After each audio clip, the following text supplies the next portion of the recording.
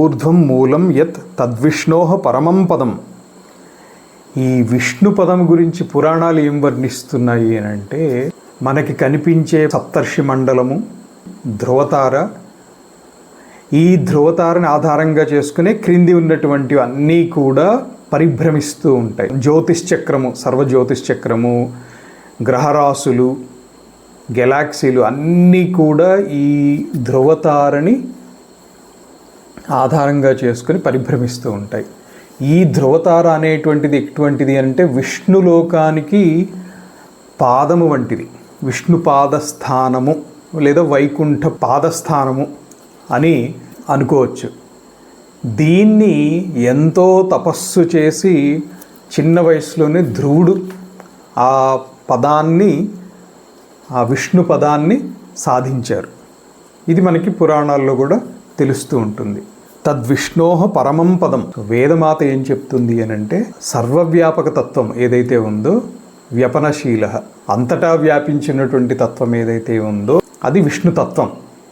So ఆ విష్ణుతత్వాన్ని చేరుకోవటానికి మార్గం ఏంటి అంటే, బయట మనం ఎంత ప్రయాణం చేసినా చేరుకోగలము అనేటువంటిది లేదు. ఇప్పటికైతే అటువంటి సాధనాలు ఏమీ లేవు. ఒక గరుత్మంతుడు లేదా ఒక హనుమంతుల వారు, ఒక నారదుల వారు, ఒక బ్రహ్మదేవుడు ఇత్యాది మహాత్ములు ఆ విష్ణు పదాన్ని చేరుకోగలరు. ఇటు భూలోకము, కింది లోకాలతో సహా అంతా కూడా ప్రయాణం చేయగలరు. సో అటువంటి విష్ణు పదం ఏదైతే ఉందో దానిని చేరుకోవటానికి మార్గం ఏంటి అని అంటే, నీ బుద్ధి గుహలోనే ఉంది దాని యొక్క కీలకము. అంటే దాని కీ అంతా కూడా ఇక్కడే ఉంది. ఆ కీ ఓపెన్ చేసి ఇందులోకి ప్రవేశించామంటే అక్కడికి వెళ్ళిపోతాం.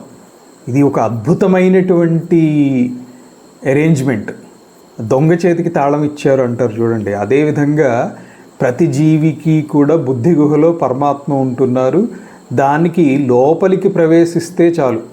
మనం బుద్ధి గుహ లోపలికి ప్రవేశించితే, హృదయ గుహలోకి ప్రవేశించగలిగితే సాధన ద్వారా ఆ విష్ణు పదాన్ని చేరుకోగలుగుతాం. సో కీలకమంతా కూడా నీలోనే ఉంది.